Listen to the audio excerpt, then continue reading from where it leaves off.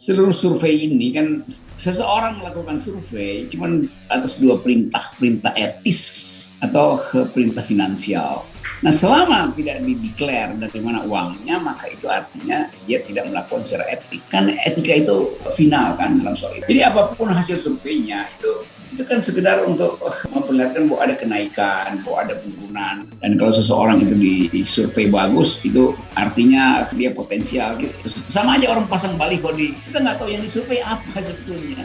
Elektabilitas kan urusan teknis saja tuh. Kita nggak tahu apa isi otaknya, kan yang mesti disurvei isi otaknya tuh. Nah, kalau surveyornya nggak punya otak, maka sama juga hasilnya dia pamerin aja di situ. Sekedar data yang Tapi di ya kalau nggak diundang kan dia, itu sebabnya ada calon presiden dia deklarasinya di ATM sama di toilet, kan sama juga, kan terbaca juga motifnya.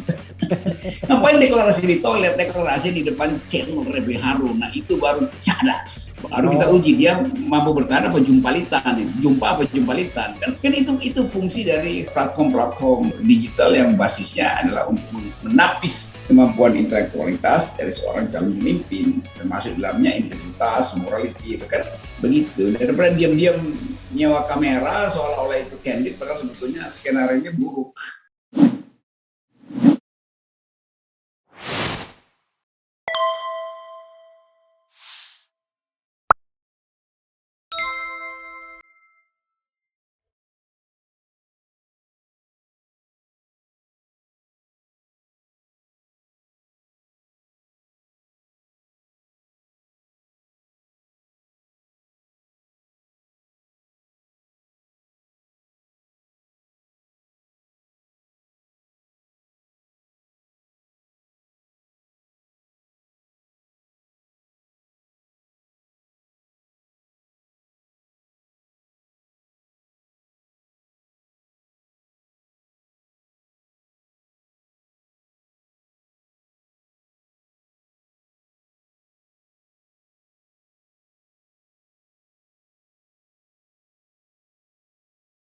kaitannya dengan presidensial threshold tadi adalah soal survei, ya kan? Ini dua mahkota, dua ujung tombak bagi oligarki untuk mendorong seseorang, 2 orang, 3 orang menjadi pemimpin negara ini. Mungkin begitu. Ada tulisan dari Direktur Eksekutif Indoparameter yang menulis jangan percaya dengan surveyor atau pollster, tapi dia bilang sih pollster RP. Kalau sudah poster RP pasti nggak percaya kita. Tapi intinya adalah saya ingin menetralisirnya adalah perilaku survei-survei yang sering katakanlah mengatakan elektabilitas dari calon-calon tertentu dan biasanya agak konsisten itu. Sampai hari hanya dan berkelindan dengan isu bahwa si X ini ada didukung oleh para cukong, kira-kira begitu. Dan ada story-nya yang dia buat pada tahun 2014, termasuk juga bagaimana para cukong katanya membohongi soal margin kemenangan Ahok dalam Pilkada DKI yang katanya 2-4%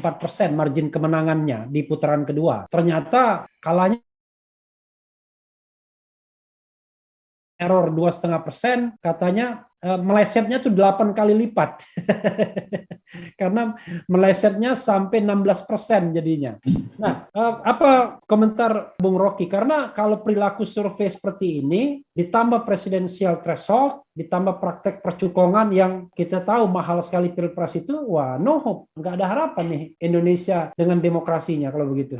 Ya, memang mestinya seluruh survei ini kan seseorang melakukan survei cuman atas dua perintah etis atau perintah finansial. Nah, selama tidak dideklar dari mana uangnya, maka itu artinya dia tidak melakukan secara etis. Jadi dengan gampang aja kita anggap bahwa kalau Anda tidak menyatakan uangnya dari mana, itu artinya Anda berbohong. Kan etika itu final kan dalam soal itu. Jadi apapun hasil surveinya itu kan sekedar untuk memperlihatkan bahwa ada kenaikan, bahwa ada penurunan. Dan kalau seseorang itu di survei bagus, itu artinya dia potensial. Sama aja orang pasang baliho kita nggak tahu yang disurvei apa sebetulnya.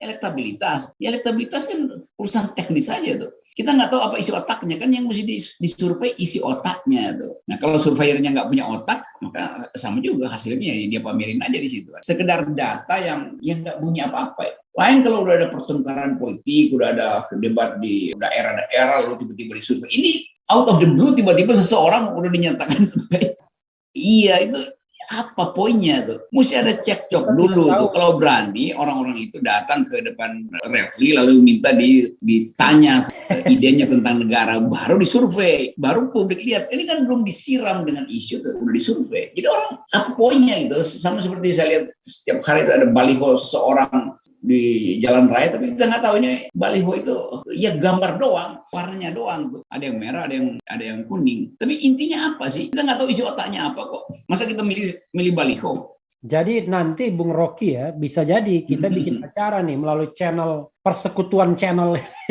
Kita undang itu calon-calon presiden siapapun ya kan, digempur, lalu kemudian survei. Kalaupun kita tidak punya kemampuan untuk mensurveinya karena dananya tidak ada, misalnya kita suruh komentar melalui YouTube layak atau tidak. Kira-kira kan begitu kan?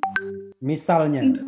Kalau dia fair, dia mau jadi presiden, dia keluarin uang untuk minta di survei melalui pikiran. Dia mesti bayar channel-channel itu. Itu baru dia bermutu. Bukan dia bayar lembaga survei yang pasti akan puji-puji dia kan. Jadi kalau minta diuji, dia bayar juga pengujinya. Itu fairnya dalam demokrasi begitu. Ini saya kasih uang nih, tolong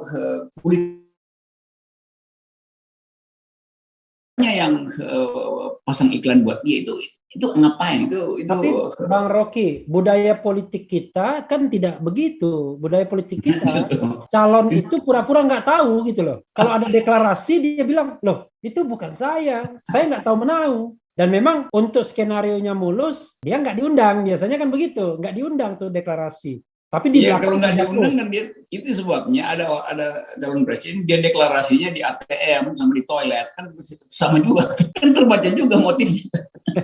Ngapain deklarasi di toilet, deklarasi di depan channel Refli Harun. Nah itu baru cadas. Baru kita uji dia mampu bertahan apa jumpalitan, jumpa apa jumpalitan. Kan itu fungsi dari platform digital yang basisnya adalah untuk menapis kemampuan intelektualitas dari seorang calon pemimpin, termasuk dalamnya integritas, morality, kan begitu. Daripada diam-diam nyewa kamera seolah-olah itu candid, padahal sebetulnya skenario-nya buruk.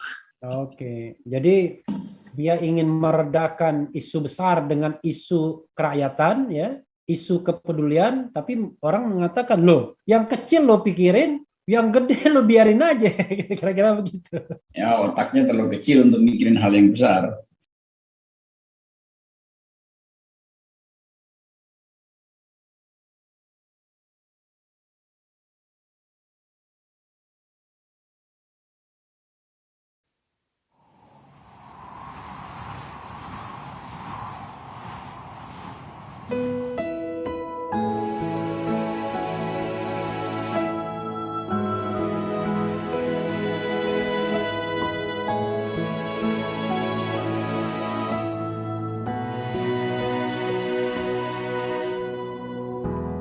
Ketika matahari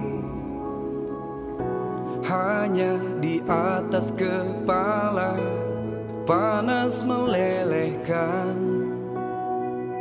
padang yang luas, tak ada naungan, tapi engkau pemimpin adil. Tuhan memberi kabar gembira, setiap manusia adalah khalifah di muka bumi ini. Tapi engkau khalifah dari khalifah, kau dinaungi, kau diselamatkan. Oh, dari hari